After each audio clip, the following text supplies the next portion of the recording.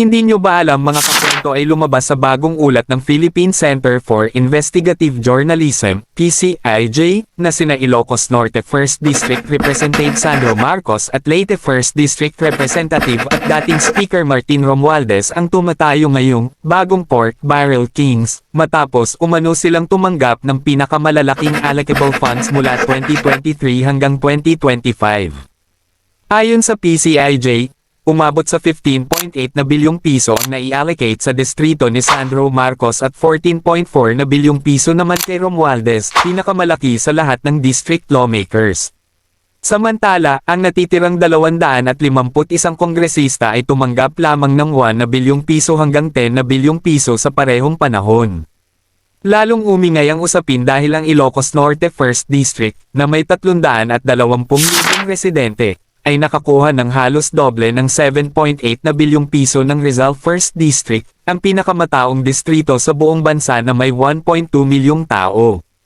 Allocables, ang bagong anyo ng pork barrel. Bagamat idineklara ng Korte Suprema noong 2013 na unconstitutional ang pork barrel matapos ang Napoles 10 billion pesos scandal, lumitaw ang bagong mekanismo na tinatawag na allocables. Ayon sa People's Budget Coalition, ito ay discretionary, politically motivated, at nauuwi sa politically determined project.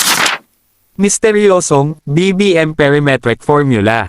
Ayon sa mga dokumento ng DPWH, ang pag-compute sa allocables ay batay sa isang perimetric formula na tinatawag nilang BBM Formula, Baseline, Balanced, and Managed.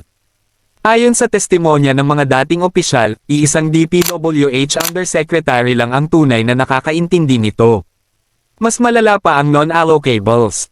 Bukod sa allocables, may tinatawag ding non-allocables, na ayon sa mga dating DPWH officials ay free-for-all pork para sa ilang mambabatas at ilang mataas na opisyal ng ehekutibo. Ilan dito ay sinasabing binibili ng contractors kapalit ng advance kickbacks, katulad ng 579 na milyong piso cash bundles na ibinulgar noong isang hearing sa Kamara. Papalit-palit pero nandyan pa rin. Sa gitna ng flood control scandal, binago ng Kongreso ang laman ng 2026 na budget, may allocables pa rin pero hindi na para sa flood control, kundi para sa ibang DPWH programs. Ayon sa Senate debates, humigit kumulang 400 na bilyong piso pa rin ang allocable sa 2026 budget. Nagustuhan nyo ba ang ating content mga kakwento? Like mo naman ang video natin at wag mo na rin kalimutang i-follow ako para updated ka sa mga political news natin.